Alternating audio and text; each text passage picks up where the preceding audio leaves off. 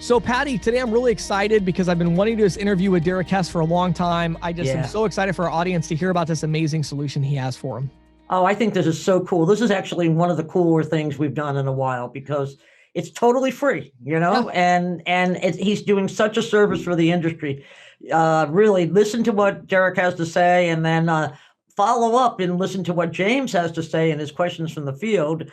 James, you want to just talk about that real quickly? Yeah, really just kind of expand it. So we're talking about point of sale systems, specifically how to deal with processor agnostic ones. And Derek has built a great directory to that end. But then I talk about what do you do? How do you sell the ones that are not processor agnostic? And I talk about allocation of capital and some other things that frankly don't get talked about enough in our industry. And so I think it's an interesting conversation. Yeah. And then my report this week is on debit interchange and debit card routing. I won't send any more spoilers. Just stick around and listen to that. I think it's a big deal, and it's going to be very interesting. So I think we had a great episode, Patty. I'm ready if you are. Let's go. Let's go. Welcome to the Merchant Sales Podcast. Okay, everybody. Today, Patty and I are joined by Derek Hess. Derek is the founder at POS Hero. How you doing today, Derek? Hey, very well. Thanks for having me, James. Patty? Hey, great to have you, Derek. Awesome. So today we're going to have a conversation. Derek and I have been talking about doing a podcast interview for what, Derek? I don't know, 6 months, maybe. Sure, yeah. Something like Absolutely, at least. So Derek has launched what I think is like the number one needed resource right now for these agents in our industry that are asking these questions in our Facebook and my Facebook group. I see it constantly. All the other Facebook groups have it, on LinkedIn. And the question is, which point of sale system, I need a processor agnostic point of sale solution or software that I can use for a hair salon, for a legal, team, whatever. And so there's all these questions that pop up. We see them all the time. And Derek has really created kind of the directory of these solutions. And we're going to get into all of that today. So before we do that though, Derek, tell us your story. What's your journey been like? How'd you end up in the payments industry? And then of course, what led you to found POS Hero? Well, initially when I was, about 18 or 19 years old, my father-in-law worked at a company called Bell South, and it was Bell South Yellow Pages, which is the phone book. Right. So when I was about 18, 19 years old, I started selling Yellow Page advertising in the phone book. Oh, wow. And so I would call on businesses, find out, hey, how much is your average customer worth? Because we need to sell you an ad. And if a customer comes in, the whole thing. And now the phone book, I have our latest phone book here. I mean, look at this. All right. The New Orleans phone book used to be, I don't know if people know what that is, but right. I used to deliver phone books when I was in college. So oh man, that was backbreaking. It was in DC where they had these huge ones. Right. Yeah. Our New Orleans phone book had to have been, thicker than a Bible. It was right. Thicker than a Bible, easily. And then, so I actually called on a company that was in the merchant services industry. And after talking to them a little bit about it, I thought that was an amazing, amazing business opportunity. This is before really the internet research. And they're telling me about it. I said, man, I could go out and help businesses, lower costs and on and on and on. And right. The rest is kind of history. So, I mean, fast forward almost, I would say 16 years. And what I always wanted to do was help, kind of like you, James. I always wanted to help agents and ISOs better themselves and find a good path and show them the right way versus, these fly-by-night companies. We all, are on board with that. And when I started our own ISO, a few years ago, about 5 or 6 years ago, fully registered the whole 9 yards, always the biggest issue was finding a single database because, not only do we see it now in the Facebook groups, but that was, the major calls that we would get. Hey, look, I'm in front of this merchant and they're using, some type of point of sale software. What can we do?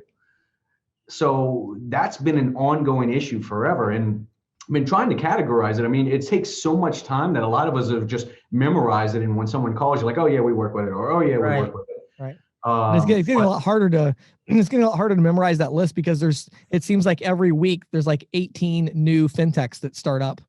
Absolutely. Absolutely. You see it on the Facebook ads. I mean, this new salon software, this new auto software, whatever retail, with Android and Apple being able to be created on, it's just blowing up. So funny thing, quarantine happens. and we're sitting around going, hey, what are we going to do? Because every business is closed. And this is a project that I've wanted to do for years and years. And we're sitting around, we have the resources, and we're like, look, circle back. What do we need? We need a phone book or a directory of some sort that makes it easy for agents and ISOs to get on there. We even have an Android app now, and boom, pull it up, walk into a merchant, and find out if that software is compatible with you or not. So that's how I got into the business, and that's how it evolved from busting the streets with an ink pen and writing up apps to now. So that's the journey in a nutshell. That's actually, it's a really cool journey. We hear a lot of journeys, right, James? And yes, we do. Absolutely. I don't think there's anybody who's ever said, I was going to high school and decided I wanted to sell merchant services. Right. It's always a little bit of a different path that happens. It's always a different path. But hey, if you don't mind, Derek, just kind of set this conversation up. Maybe, for those who might not be familiar out there, can you, define a few things for us? Like, what does it mean to be processor agnostic? And maybe speak a little bit about the different payment integration models that you're seeing, from ISVs and POS software providers? Yeah, so the processor agnostic, it's a strange term. Right. And, agnostic is usually to deal with religion. That's not like the best term, but that's kind of what happened in our business where, so agnostic means open, so when we say is the software processor agnostic, that means they play nice and they're friendly with, every different type of network, whether it's First Data or Global or TSYS or Heartland or WorldPay, whatever. That means that software can work with it. So that's what we mean by agnostic. Payment processor friendly would be a better term, but that doesn't have the same sticking power that this agnostic word has. So, processor agnostic means they're open. They're open to anybody. Open to anybody, open for business. And so some of the ways that are companies and softwares and point of sales are agnostic is they're going to be either a few different ways. Number one, they're going to have a direct integration with, like First Data or WorldPay or TSYS, where all we need is the merchant account number, in a data wire number or some V number, etc. That's going to be one way, a direct integration. Then there's the other integration, which would be through a third-party software like a gateway, like Authorize.net or NMI or USAE Pay, one of those gateways. Those are nice because for point of sale systems, they have just one single integration, and it opens them up to every payment processor out there. And then you have like data caps and stuff like that, which some of the more traditional legacy softwares use, like a restaurant legacy Focus or Future or something along those lines. Use a modem. It's like a modem. You have to buy a software license. Right. Okay. So those are the main different models of how companies are able to become agnostic.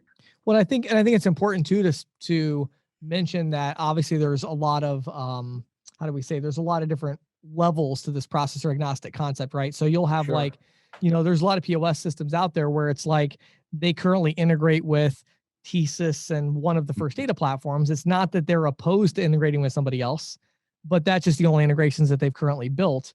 And so, having that information and saying, I know who they integrate with is crucial, because maybe your processor has a TSYS integration, but you normally board on WorldPay. Well, you need to know this still needs to be on TSYS because of the software.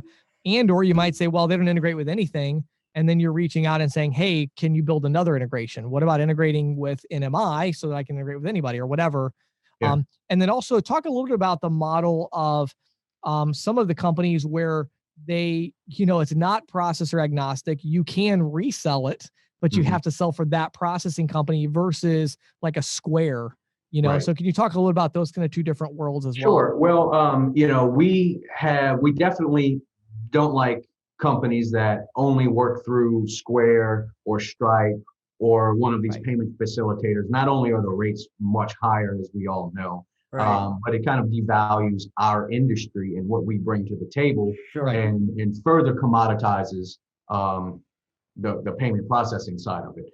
So, but the other model would be a point of sale that you can resell. A good example of that is, Clover, for example. Right. Clover is a resellable system. All you have to do is sell First Data ISO, and you have access to Clover. Now that is, since First Data owns Clover, they've built that in to where they're not there. So you can still make money with Clover and still get residuals, and make an income. It's just not agnostic. So there are several different softwares like that. Some retail, some just a plethora of them. Right. Now, are you going to get the same deal or a better deal as a sales partner as if you would with a fully agnostic software? No. But of course, you have to weigh those out. And that's an okay in between. I mean, Right. I think being completely open is the way to be. I mean, that's what I'm a champion of, free market. But, Yeah. But at the end of the day, I think the really important thing that you guys are bringing to the table with POS Hero is just that information. Right. Right. So it's like, Yes. Because there's a lot of processors right now that have developers and they're not developing processor agnostic stuff. I mean, let's face it, they Right. want to sell their business, Their stuff. Right. Yeah. And so they're building that technology value. And so I think, again, as a salesperson, you're walking into a business, you really need to know, okay, this is the system they have. Is it, only integrates with Square or Stripe? Well, there's nothing you can do there. You just got to replace the system or walk out. Or is it like, okay, well, this integrates with this one platform. Well, let me call my ISO. Maybe they have a deal with First Data and I can do that. Right. So I think it's important just, making that data available. So, put this into perspective for us, Derek. How big of a problem is this? Right. A lot, obviously. If James's Facebook page is any indication, it is a big problem. It is a big problem. I mean, tell us, Derek, are you getting a lot of interest in it? I mean, how big of a problem do you see this as? It's a huge problem. If you just look at, we have analytics and you can see the users of our directory daily. And, once we get a user on there and they're seeing the value of it, they're coming back over and over again because it's fantastic reference material. It's not just, oh, we're going to look at this website. They're using it as a phone book. You look in there and, let your fingers do the walking. Well, now it's clicking. So, it's an absolutely huge problem. If we think back to when we got into the business, you could walk into any place, put in a credit card machine. That's it. 95, 96% of the businesses. Well, now those same amount of businesses, and different markets are different, obviously, but the majority have some sort of electronic point of sale or cash register, or it's not even a cash register anymore. It's some sort of iPad. Some kind of integrated payment solution. Smart payment solution. And even looking at our directory, I would say you still have, I think we're running about 60 or 70% of the companies are agnostic. So it's running 50-50. And unfortunately, it's coming down where more and more companies are trying to lock us and our industry out from the free market. And I think that's the big problem. And I'm not saying I can solve it, but one of the biggest ways to do it is to have awareness that, of let our industry know and call out these companies that are pushing our livelihood out. Right. Yeah. Well, yeah. And I think, and like you said, also promoting the ones that are looking to our industry to sell for them. Right. So absolutely. So let's get a little more specific here. I know a lot of our users or listeners now are kind of going like, okay, shut up guys, tell us where to go. So tell us the website and then give a little information about the model here, because obviously the individual agents aren't even paying for this. So talk a little about that and kind of the model and what, the business side of it, and then give the web address and kind of maybe a little flavor of, you go there, what do you do? Do you create an account? Like, tell us a little bit of the specifics. Okay. So it's posheroes.com. It's posheroes.com. So POS Hero with an S.com. And it's, fully responsive. You can go on your mobile phone. You can go on your, computer, web browser. If you go on your web browser, you get a nice little video that we've made, kind of giving you an overview of the software of the site. You don't have to create an account. That's what's amazing. So when you log in, you'll notice that we have essentially three different types of software point of sale companies. We have a POS Hero approved, which the guys in the green boxes, they're approved, which means they are agnostic. Whatever company, whatever ISO you work with, you'll be able to sign that deal if they're using that point of sale. Then you have a red box, POS Hero denied, which means these companies are not processor friendly. They're not agnostic, and more than likely they hate you. No, they don't hate you. They just want to. They want your business. They want to control it all themselves. Yes. So Right. they're generally not going to Yep. work with you. Right. But our newest category we have is called a POS Hero Preferred, and these are the software and point of sale companies that not only are agnostic, so they're friendly, they're even more friendly because they want you as either a channel partner or a reseller, but they have the same mentality as us, that they want to keep options open, and they are focusing on their software, and they're not focused on payments as a revenue stream. They are very friendly with our industry. So we love our preferred vendors. Awesome. Yeah, I love it. And then of course I would assume the preferred vendors are those that are probably also maybe advertising partners or something along those Yes. lines, which is what allows you to make this available for free Yes. to our industry, which I do want to make sure we get that across. I mean, am I right there? This is totally It free. is absolutely 100% free. The only thing we ask is when you log in, and when I say log in, you go to our site. When you click on the actual software, it will pop up and say enter your name and email address, and whether you are in the industry Right. as a point of sale person or a merchant, because we like to say, hey, who's looking at our directory? Right. 95% of what I would say 90% of our directory is used by individuals within our industry. So Right. we're just looking, if you don't want to put your email address, use a fake one. We don't care. We're not going to spam you. We just are really trying to get data. But if you do put your email address in, your real email address, you will get some cool updates and features and not spamming stuff. Awesome. So, obviously there are like tons and tons of these point of sale companies, a lot of different software providers, a lot of variation. How in the world did you get all of this data that you have? And I'm assuming that's an ongoing effort. So talk a little about how you built the database and your plans moving forward there. Well, I would say since January of 2020, well, not January, I would say March. January concept we did some things with that. Come March of 2020, I had a team of 3 full-time employees domestically in the US, not overseas, quantifying different point of sale systems, scouring the web, scouring Facebook groups, what we know of, looking at different integrations, and just really, really, really doing very deep dive data to find these software companies. And right now, I wrote down we have 1,047.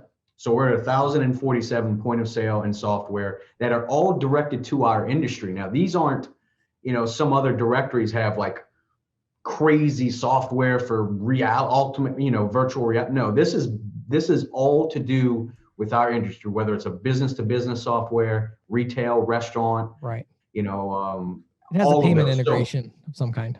They have some sort of payment integration. Yeah. That's exactly right. So I guess that's a measure there, payment integration.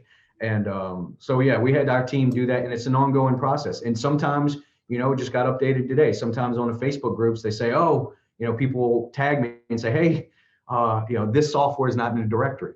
Right.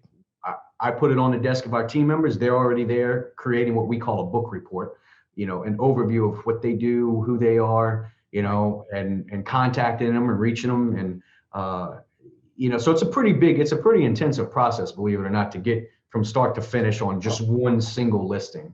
Oh, I bet. Yeah. I mean, I used to put together buyer's guides, Mhm. a similar kind of thing, and it does take a lot of time. And so tell me, Derek, there's obviously plenty of people out there that are running into merchants that are have systems that are not processor agnostic, Mhm. right? So I'm wondering, what kind of advice do you have? What would you recommend in terms of approaching these merchants?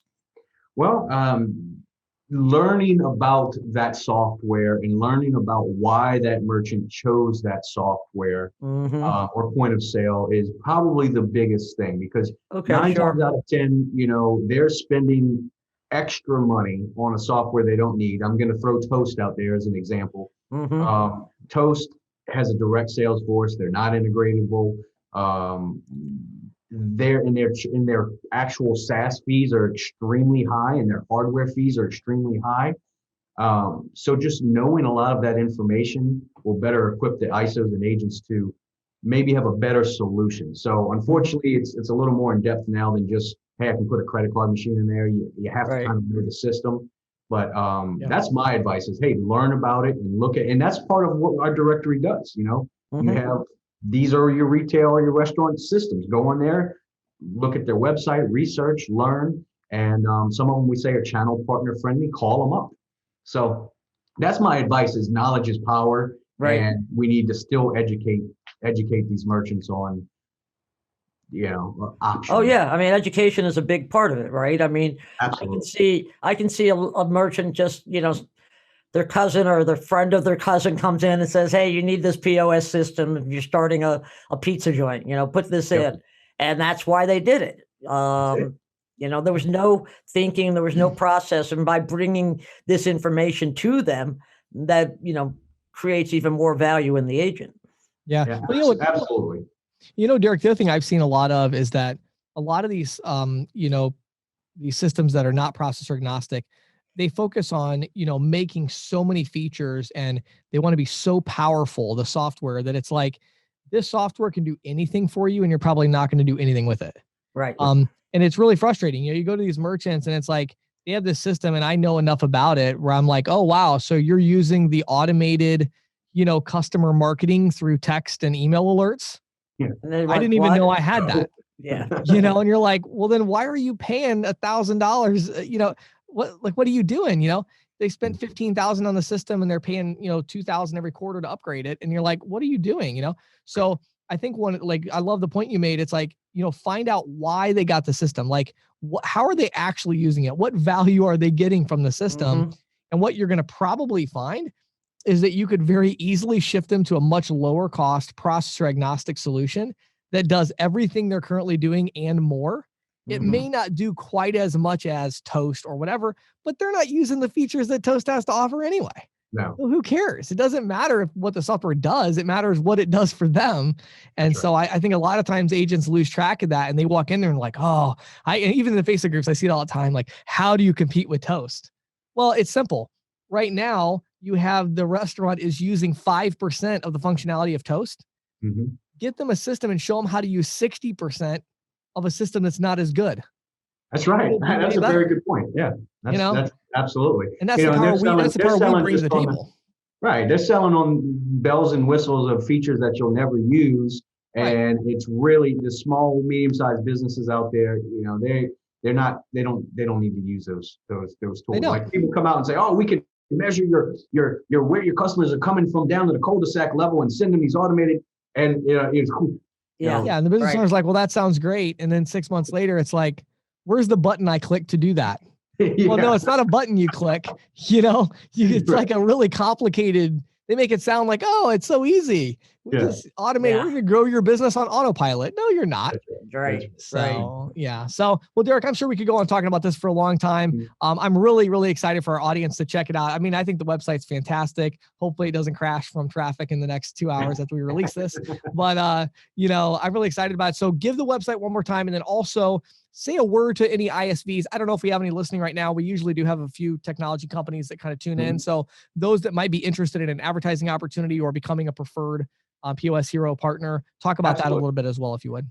For sure. So it's posheroes.com, posheros.com. You can download on our Android app. We're working on iPhone right now. If you know of a software that's not listed, we have a nice little banner across the top. Click here. If you know of a software that you want added that's not there, we do it no cost. We do a full analysis. But if there's anyone that wants to become a preferred vendor, our retail and restaurant are our number one categories. Other categories are obviously still high up there. We want you to be listed if you have the same ideas we do. That's the key. If you say, well, we just want to lock it down, you're not eligible to advertise.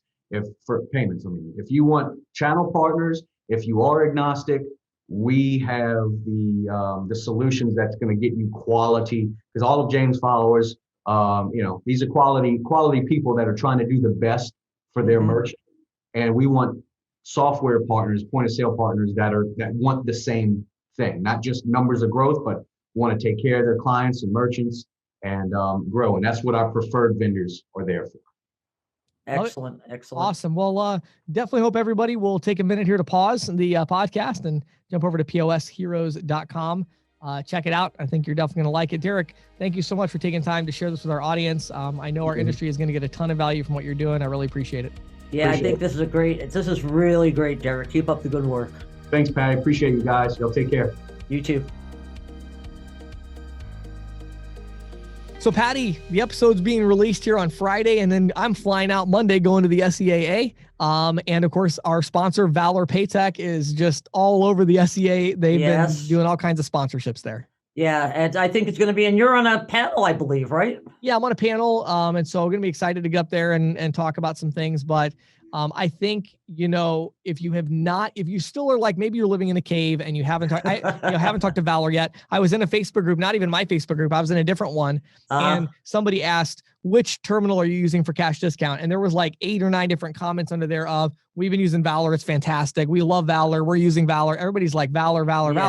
Yes. And, not to toot our own horn here, Patty, but I think a lot of that's our podcast and, and the great technology that they have. And so if you are not familiar yet with Valor and you go into the SEAA, we'll just head over to the booth and check it out. Got to see it. And mention that you heard about it on the podcast, let them know that, and I also think that it's really kind of interesting in terms of our interview with Derek and the whole processor agnostic thing, and which is Valor. Valor. And so if you're really alert and keen on what you learned today, and you're going to be at SEAA, be sure to stop by. Awesome. And if not, go to ccsalespro.com/VALOR and get the demo if you haven't seen it already. And now, here is questions from the field with James Shepard.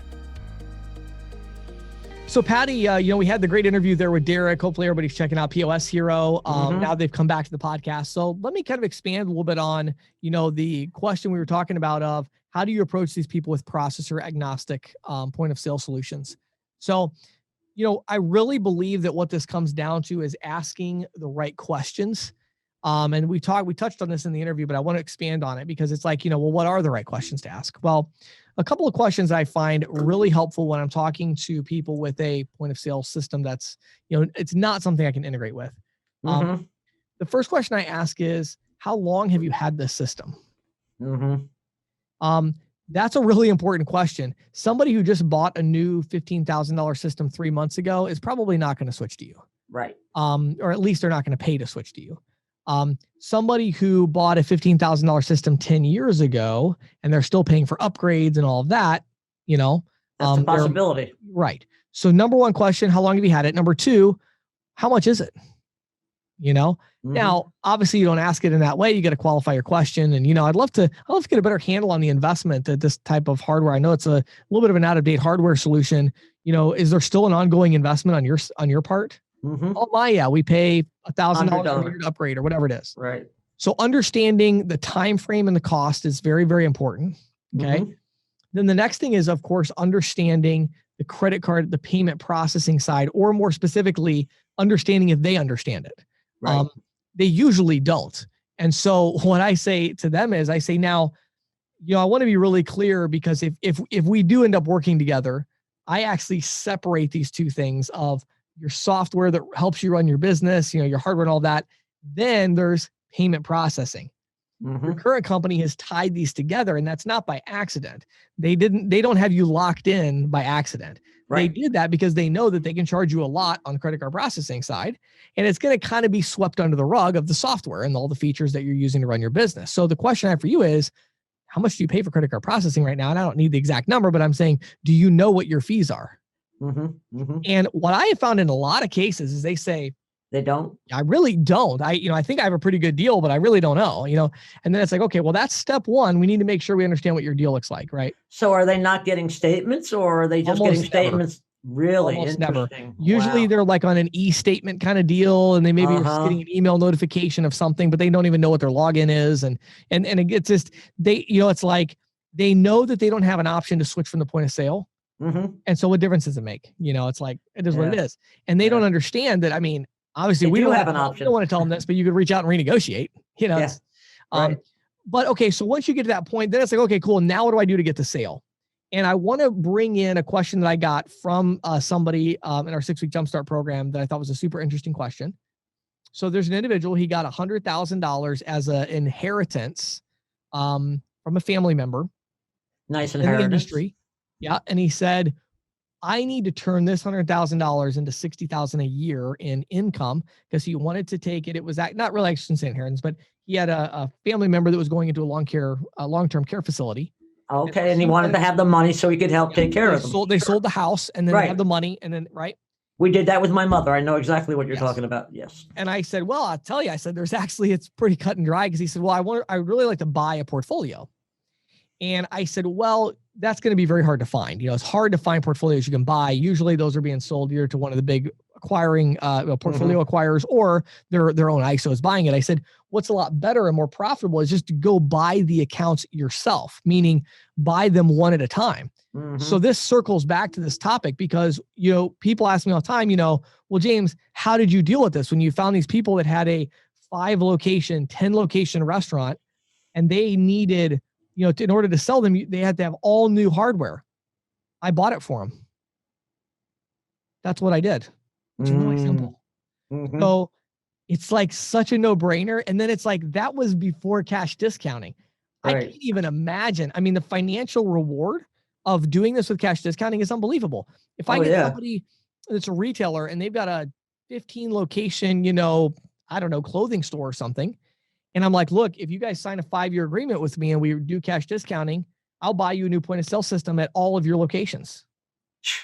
That's going to cost me $30,000, $40,000. And you might think, well, James, what in the world? I could never do that. Well, if you don't have that kind of cash laying around, what you need to do is you need to get a source of capital. This is a business. If you want to be successful in business, you need capital. So go get some. Go get your EIRF. I've had so many agents ask me, they got that EIRF loan, not the advance, but the actual loan. You can get up to $150,000. Right. And they got, $80,000, $90,000. What do I do with it? This is what you do with it. Exactly. You can go get one account right now, one account with cash discount. There's a rep. I literally just yesterday was talking to one of my big consulting clients, one of the reps that I actually made an introduction there. He made one sale, $4 million a month. They sold it on surcharging, 85 basis points of margin, $34,000 a month in margin. Wow. So these accounts exist. And when you're talking about the retail restaurant level, they really exist. Like, they're not that hard to find. And the thing is, what they want is really simple. They just want you to pay for everything. So do it. Yeah. So do it. And if you can't do it, get the capital, go to your ISO and say, hey, look, I got this deal. They're willing to sign an ironclad 5-year deal with me at cash discounting. The residuals are going to be $17,000 a month, $8,000 a month, $4,000 a month, whatever it is. And I need $25,000 to close the deal. Hold my residuals until it's paid back. Who cares? This is a no-brainer decision. I mean, seriously. So I've talked about it before. I think our industry does an absolutely pathetic job of managing capital when it comes to situations like this. I agree. And it's just a no-brainer decision. And so I talked to this agent and I said, literally, you probably need to make 3 sales to get that $5,000 a month in income right now. You need to go. And he right away is like, oh man, I know this owner of this Mexican restaurant. They have about 12 locations, and I've talked to him before, and they need a new point of sale. He's like, man, I'm going to go do this right now. And it's like, he never thought of that, but it's like, you got to think in terms of go and just buy the accounts. If you're willing to buy the portfolio, why not buy the account? Why not buy the accounts? Yeah. And that way you're buying the good accounts. You're not getting all the garbage accounts that come with it. You're just getting your own accounts, and then it's your account. They know who you are. You got them locked in. Now, again, and you can also service them so much better because you don't have that many that you're running around for, right? Exactly. And, obviously we're doing things a little different. It's a long-term contract, right? It's things like that. But I think ultimately this is hopefully an idea many of you are going to think about a little bit and ruminate on. And maybe there's an account out there in your area that you think, you know what, maybe I could go do that in my area. Yeah, good stuff, James. Thanks. Thanks, Patty. This is the Insider's Report with Patty Murphy. So, James, the saga of debit interchange continues with the Fed saying that it's thinking about changing the rule set it created in response to the Durbin Amendment to specifically require that merchants be given a choice in debit card routing. Oh, so this is the debit card routing thing. This is the debit card routing thing, right? Because I saw there was another report about what was it? The one group or whatever was suing. Oh yeah, I was going to get to that actually. Okay, all right. I'll let you. I don't want to steal your thunder, so go ahead. Don't totally steal my thunder. All right, go ahead. Excuse me. But anyway, I've been reporting here for some time now on the brouhaha over debit card routing. Yes. Merchants complain that the card issuers and the card networks are stymieing merchants from routing so-called pinless debit cards through the regional debit networks. And that's a big... And just, I'm sorry not to cut you off there, but just to zoom out for 1 minute, for those that maybe didn't hear earlier episodes. So the idea is Visa and MasterCard, a lot of people don't know this, but they do own certain debit networks. Right. And so pinless debit being when people are using their debit card on like a website or a kind of a card not present, they can't put their PIN in. What's happening is those transactions are all being routed to networks owned by Visa and MasterCard. And the Durbin Amendment said what exactly, Patty? Durbin Amendment says that you have to be given the option of at least two unaffiliated debit card networks. Right. And those are sometimes cheaper. They are. Some estimates have said they're about 30% cheaper for the merchants. Right. And so what's happening is the large merchants like your Walmarts, et cetera, they're saying, well, wait a second, we're not being able to choose where we want to send the transaction. And, Yeah. So this is more at the acquirer level. For our industry, they would think of it more like a First Data or a exactly. And it's also an issuer. It's also an issuer issue. That's a kind of a convoluted way. Yeah. Sure. But because pinless debit is a big deal for card not present, and those ranks have been swelling since the pandemic. Right. And like you say, it is cheaper. So anyway, I was going to give a little bit more background, but I think we kind of hit that. The whole idea being, the regional networks. Okay. So when the Fed wrote the rules to carry out the Durbin Amendment back in 2011, the bulk of debit card payments, as we know, were signature authorized. And they still are about 65%, according to Fed's 65% of volume, 67% of value, according to a report that the Fed released about a month ago. But obviously technology has changed and e-commerce is becoming more important. And the regional networks have developed capabilities to support debit without having to enter your PIN in. But in order for that to work, the functionality has to be enabled on the chips in the cards that the issuers are issuing. And apparently a lot of issuers have not issued cards that support that functionality.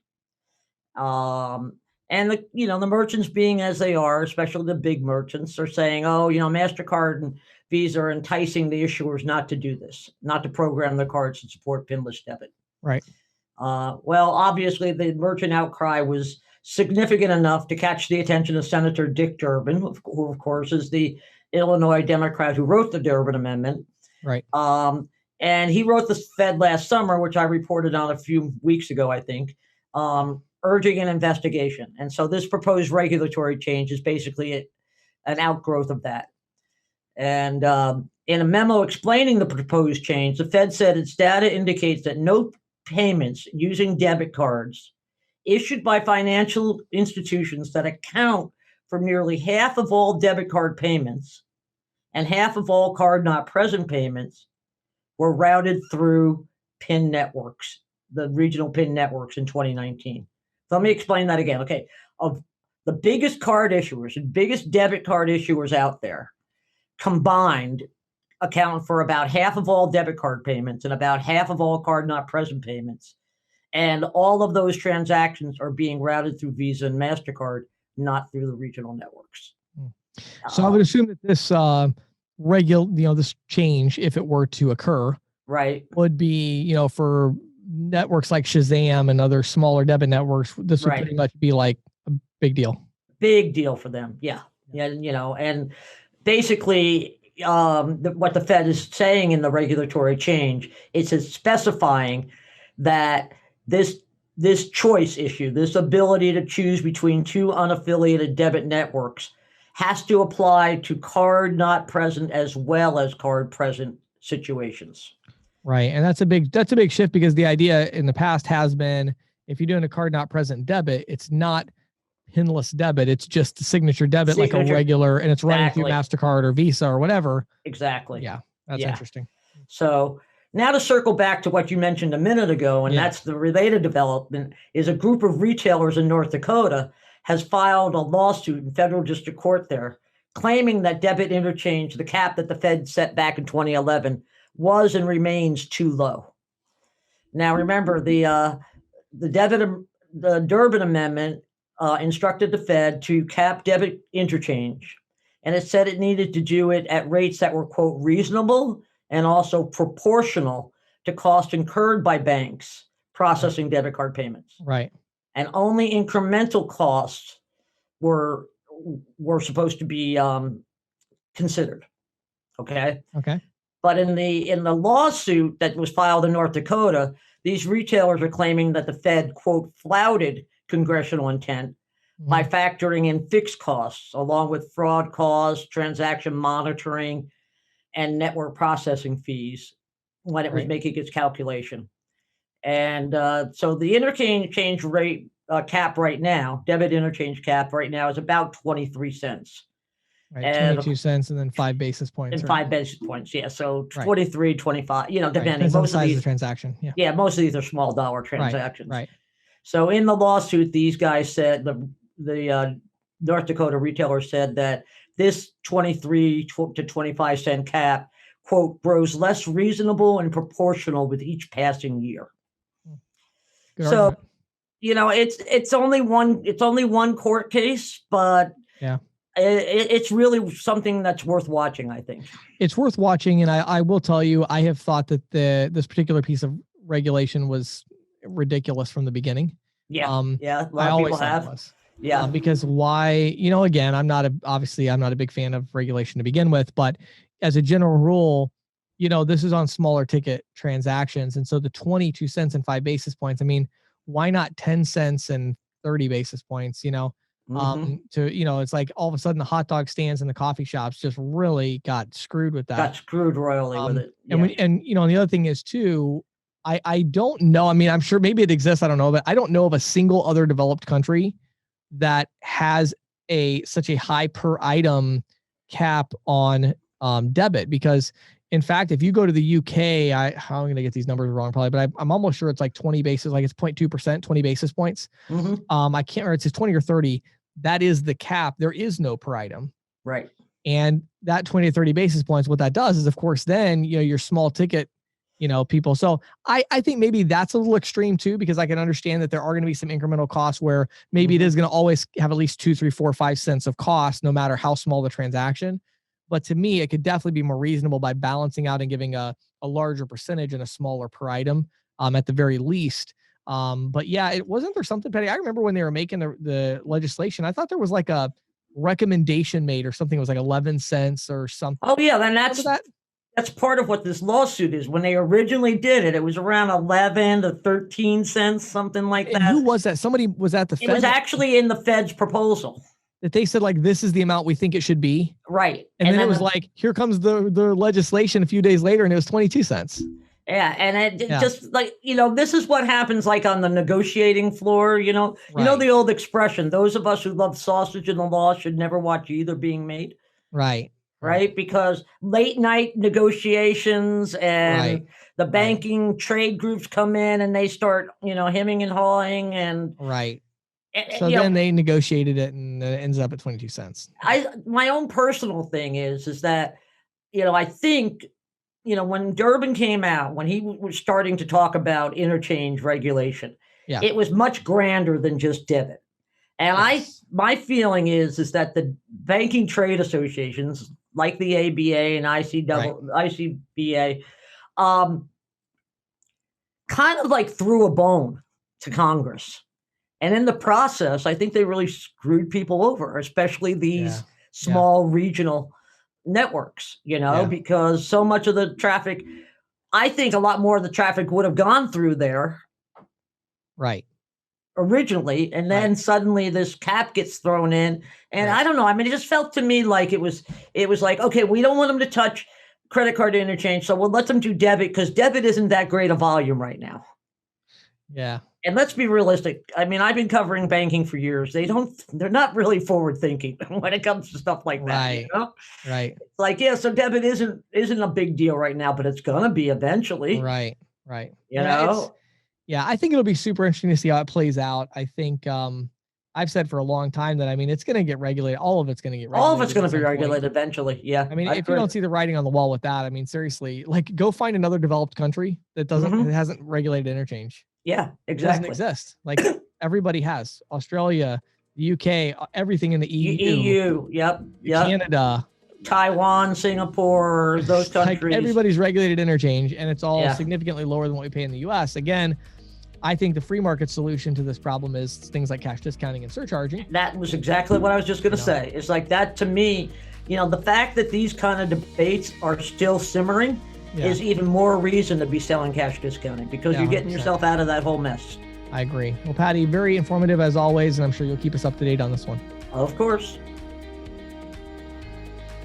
This episode of the Merchant Sales Podcast was brought to you by Valor Paytech, the technology company that is revolutionizing cash discounting and surcharging with innovative features like dual mid support, waive the fee options, and even adding non-cash adjustment charges to tips. Now, all of this is made possible by a variety of technology devices and solutions such as gateways, tabletop point of sale devices, and features like SMS text messaging and e-invoicing, all with cash discounting in mind.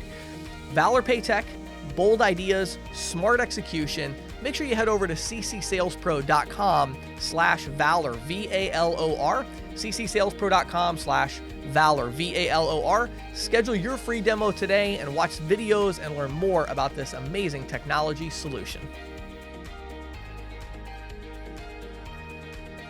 Thank you for listening to the Merchant Sales Podcast. Whether you are an industry veteran, processing executive, or just trying to learn about the payment space, we appreciate your time. The Merchant Sales Podcast is a joint production of greensheet.com and ccsalespro.com, and we hope you will tune in next week for more information and tips on building your merchant services business.